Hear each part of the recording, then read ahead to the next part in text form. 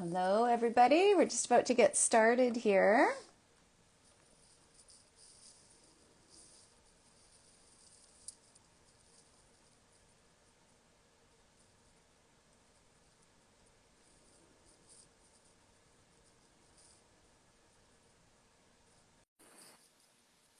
Okay, just waiting for Melissa from Surrey Neuroplasticity Clinic. There she is. Hello. Hello. You can hear me okay? Yeah, coming in loud and clear. Excellent. How are you doing today? I'm good. How are you? Good, doing good. Thanks for coming on, Melissa. I really appreciate it. Oh, thanks for having me. I'm excited to talk. Yeah. Yeah, I'm sure. Good. Well, I'll just introduce myself quickly and then I'll pass it over to you, Melissa. So, for those that don't know, I'm Melanie Rathbun. I'm the founder of Functional Vitality Health, and I am a functional medicine health coach. And what I do is support clients through lifestyle change using functional medicine coaching tools. So, with that, a big passion of my practice is living younger, longer. So, really focusing in on health span rather than lifespan. We want to live to an old age, but we want to do it well and living at our best. And, with that comes healthy cognition. And so, I'm always interested in what the folks at Surrey Neuroplasticity Clinic are doing because they're so focused on optimizing cognition. So I'm really excited for our discussion today and just to hear more details what's going on with the Cog Camp. So maybe I'll pass it over to you then, Melissa. Sure. Yeah, I'll just start by introducing myself. Great. Anybody who hasn't heard of the Surrey Neuroplasticity Clinic, I know we've had the pleasure of being on your Instagram Live a few times before. Uh, Yeah. I'm familiar with us, but we're a neuro clinic in Surrey. And we do focus on all aspects of brain health, from balance and gait to cognition and sort of performance and all of everything that comes in between. So I'm an occupational therapist, and so my focus is more on the cognitive side of things. And we've developed a program called a cognitive conditioning sort of program, and it encompasses all a bunch of different areas of both brain and body health, because your brain and your body are one thing. They're not separate, as we sort of come to talk about them sometimes as that way, but they are interconnected. And with our Cog Camp cognitive conditioning program, we have made sure to address all the different aspects that can affect cognition, anywhere from your brain to your body to your mental health to the whole gamut. So I'm Yeah. excited to get into more of the details there. Yeah, wonderful. Thanks for that. And yeah, last time, so 2 weeks ago, Balraj and I, who's head of marketing and business development, we were able to touch on, a really high level of what happens throughout the program, sort of a general overview of schedule and things like that. But I know, Melissa, you've been so intricately involved in the details of building this program that you can probably offer us a bit more insight into the sort of the why and what the reasons behind why you structured it the way that you did. Yeah, exactly. Hmm. Neuroplasticity, it's a buzzword out there these days, and a lot of people will say Yeah. one experience you'll change your brain, or if you listen to this lecture, your brain's now going to be different forever. And the reality is that if you are an adult, if you're not a child with a very, very highly plastic brain, that just isn't true. There's a lot of Hmm. particular things that have to happen in order to get your adult brain into a state where it can change. So we've Hmm.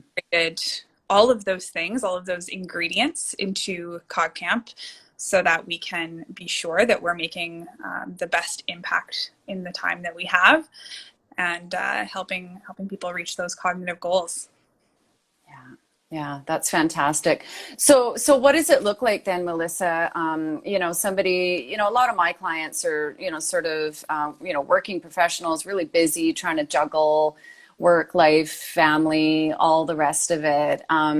But they might notice some pieces of their cognition are slipping, and it's affecting them in their work, in their focus, in their, memory retention, different things like that. So, say for example, one of those clients came to you, and I think a few have come your way, but they haven't gone through a Cog Camp yet. So what would that look like if they were to call you up and say, hey, I'm interested?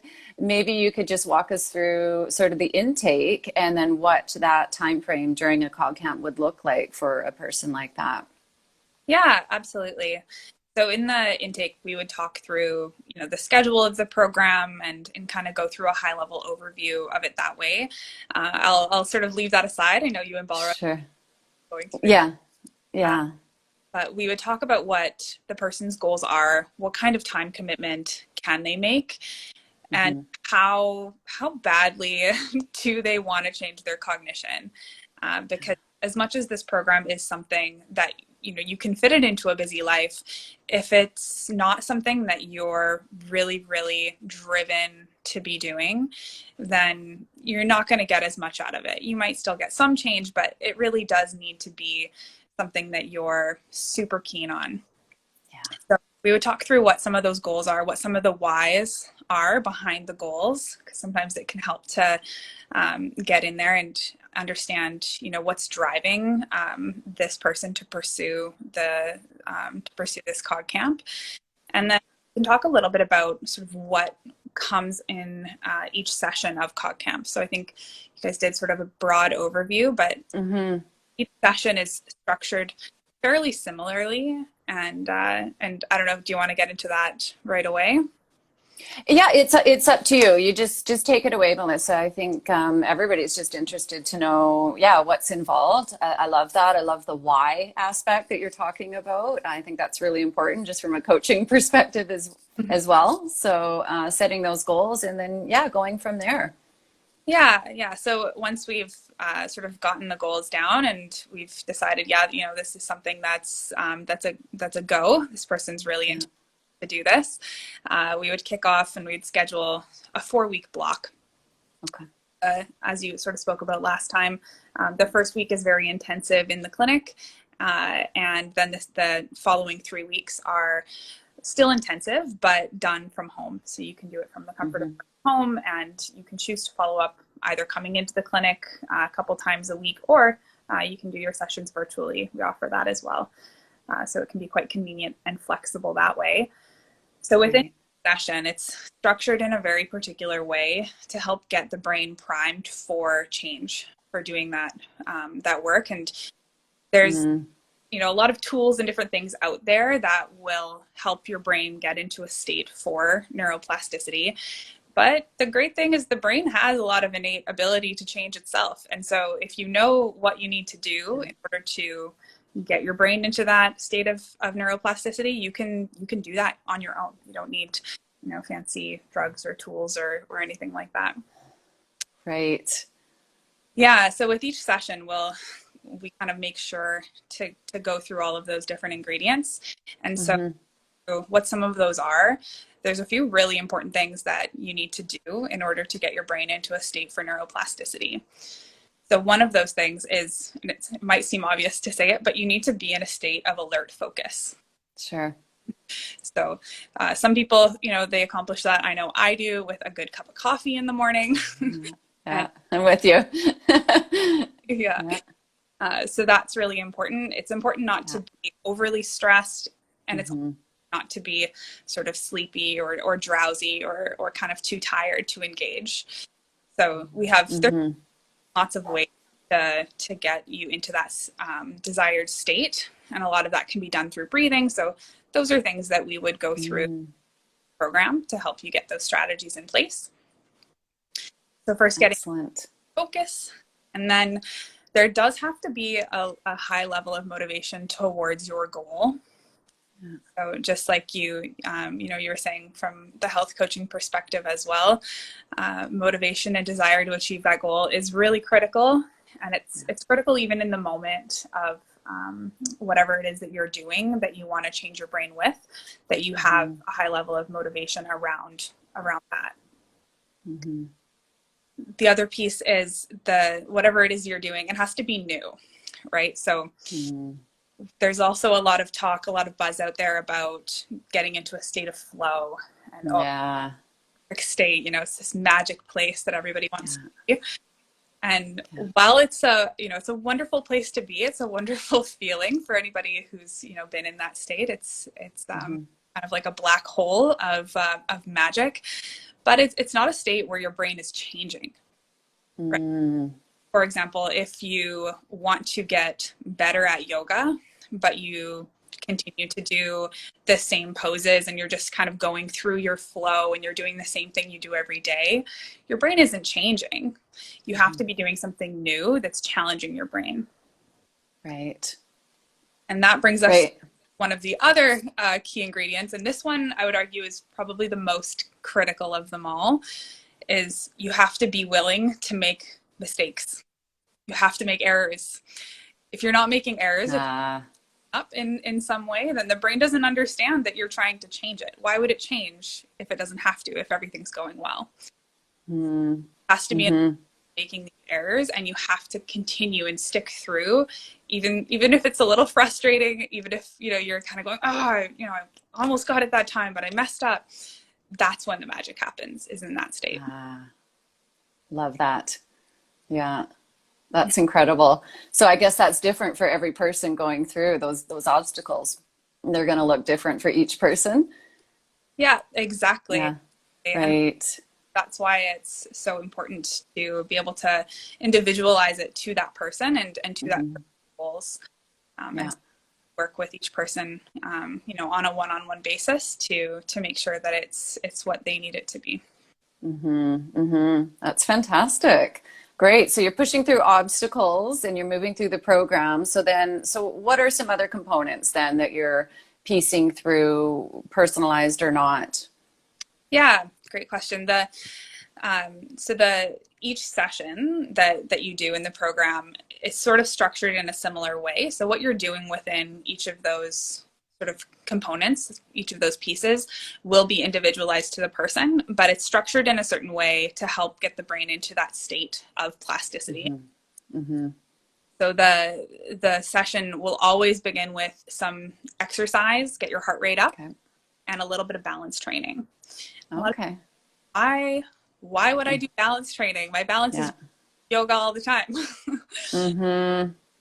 And maybe not.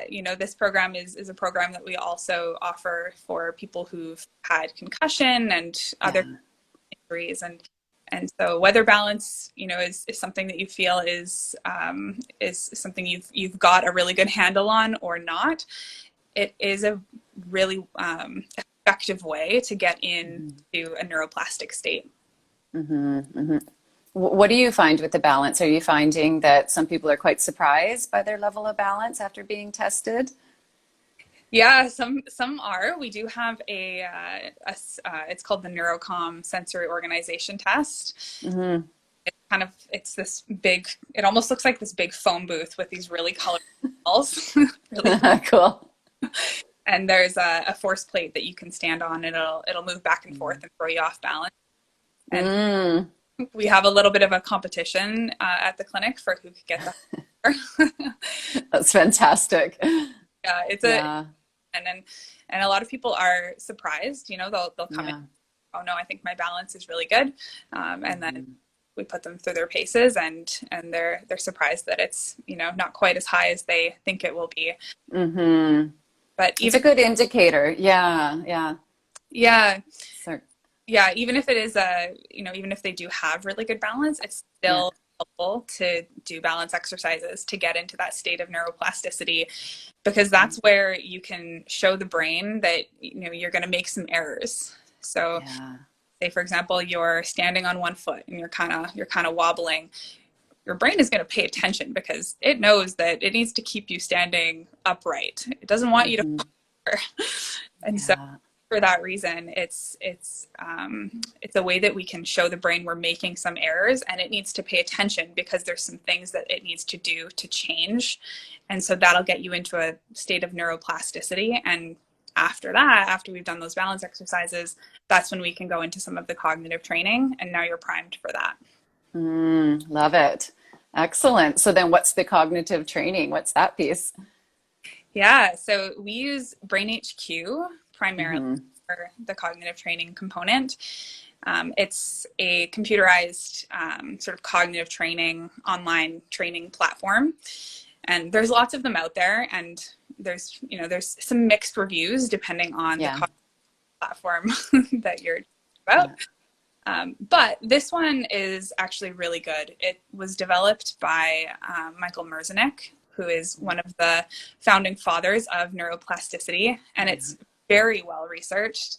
It's also really easy to customize as a clinician, which is nice. So you can kind of pick Hmm. exercises that your client will benefit the most from. And so it's been found to improve all kinds of different components of cognition, memory, cognitive processing speed, reasoning, planning, attention, all of the different pieces that most people are trying to target. Hmm. Yeah, I love BrainHQ. I use it myself, and I have clients using it as well in the prevention of cognitive decline and some with Alzheimer's as well. It's a really great tool, and it sets your goals so you know you're making progress, which I really like about it. Yeah, that's wonderful. So that's the BrainHQ piece, and then what are some other added layers in there? Mm-hmm. Yeah, so even with the cognitive training, and even though BrainHQ is very well researched and it's been shown to have what we call ecological validity, um, Mm, as in the training that you're doing on the platform will translate to your everyday life where it really matters. yeah. But to support that even more, we have occupational therapy therapists like myself who work Hmm. with you on a one-on-one basis to help make sure that that is being translated in the way that you want towards your goals. So we'll take the information that we learn from BrainHQ and from the different aspects that you're making those errors on, and finding Yeah. that neuroplasticity with the different components of BrainHQ, and will help to craft different exercises and different things that you will do alongside it in your everyday life, so that you're actually practicing and getting better at the things that you want to get better at, and not just Mhm. balance or BrainHQ games. Right, right. That's fantastic. Wonderful. So then some other things we talked about, you know, the short bouts of learning we previously touched on. So is that the Brain HQ that you're referring to with the short bouts of learning, or are there other components as well? Yeah, there's other components to that. So with each sort of training period, we have them structured in anywhere from 60 to 90-minute sessions. Hmm. When you're in the clinic, we do the 90 minutes so that we have enough time to really explain everything, make sure you're comfortable. But when you're doing it at home, you can probably get through the exercises in about 60 minutes. And so that's not very short. It is a longer period of time. But the way that it's structured is that you're sort of warming up and you're ramping up at the beginning. You're doing your balance exercises, you're getting your heart rate up a little bit, and Hmm. then you do a short bout of cognitive training. So that will be anywhere from 7 to 20 minutes, somewhere in there. And the reason for that is that after an intense sort of period of focus, Hmm. the adult brain, kids can last a little bit longer than us, Yeah. but for those of us over 25, it does, your brain will sort of lose focus and start to mind wander. And Mm.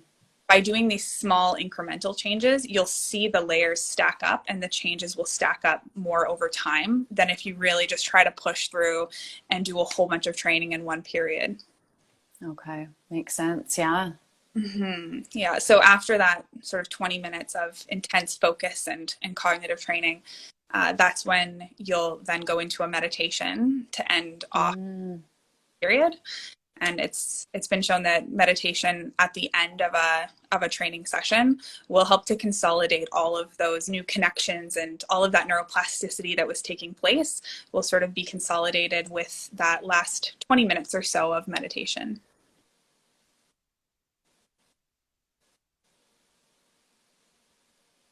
Oh, did I cut out there? Yeah, that's okay. Yeah, I think we caught it. Yeah. Awesome. Yeah, you're talking about the consolidation of all the work and sort of calming the brain after all of that work. Yeah. So Yeah. are people quite tired after this, or where does that kind of leave them? They're now doing meditation. They've done a lot of brain work, some meditation. Where are they at this point? It is quite tiring. Yeah, it is. Yeah. Between the 60 to 90 minutes, it's Mm-hmm.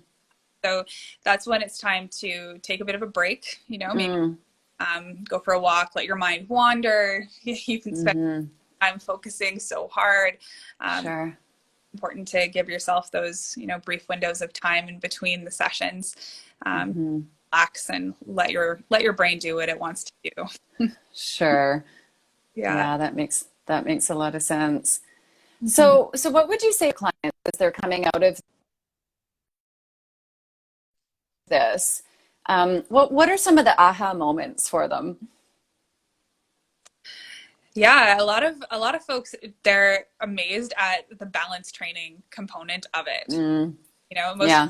most people, there is a little bit of time that it takes to sort of see and really understand the importance of that component, because it's not Hmm. something cognitive training programs will kind of tack on there. Um, Right. but it is such a critical piece, and people are pretty surprised at the difference that it makes, and especially to train your balance in a way that is truly challenging. Like Mm, a lot of hmm. kinds of things, but it can be easier, and you can get kind of stuck in the rhythm of doing the same flows or the same movements or the same exercises time and time again, and that's just not going to challenge your brain enough or be novel enough for the brain to actually make any changes and engage that neuroplasticity. Right. And have lasting change, I guess, as well. Hmm. Hmm. Yeah, it sounds to me so much of this program, it's not just this 4-week program. I mean, there's so much that they're taking away in the educational process that they're now learning about not just cognition in general, but about themselves specifically, that they can now apply to their favorite sport or their favorite activity. And, I love that really, for myself, a lot of it is just empowering clients that they're really in control of their health and their wellness. I like to call them, say they're the CEO of their health. And, I really love that they can take a lot of this away with them and apply it for many, many years to come. And hopefully with loved ones as well. And just recognize what the brain is doing, when we're doing our favorite activities. You talked about the flow space and things like that. So yeah, I love that. It's not just in clinic, it's real world, which is really, really exciting. Yeah. Yeah, that's exactly it. And you really nailed it with being able to take control of your own health, Hmm. and so that's a big part of this program, is to give the education and give the tools needed so that after those 4 weeks you can continue with the improvements on your own, and Yeah. now you have all of the education and information that you need, um, Right. and pass it on to some loved ones and help out those. Yeah. Yeah. There's such value in that. That's incredible. Great. So, is there anything else that you would add, Melissa, to today we didn't cover? I think that we've covered off a whole lot of it. Yeah. Yeah, and between the session you had with Balraj, kind of going over the general structure of the program, yeah, no, I think we've got it all. Thank you. Oh, thank you, Melissa. It's been great having you on here and just hearing more of the details of what happens, sort of hands-on in the clinic. And I feel more educated myself. I think others will as well. And yeah, just quite excited for you guys to watch, where this goes and what comes out of it. So thank you again. I wish you all the best until we meet again. Thank you. Yeah, yeah. We'll see each other again very soon. Yeah, absolutely. Take care, Melissa. You too. All Bye. right. Bye, bye everybody. Bye. Bye-bye.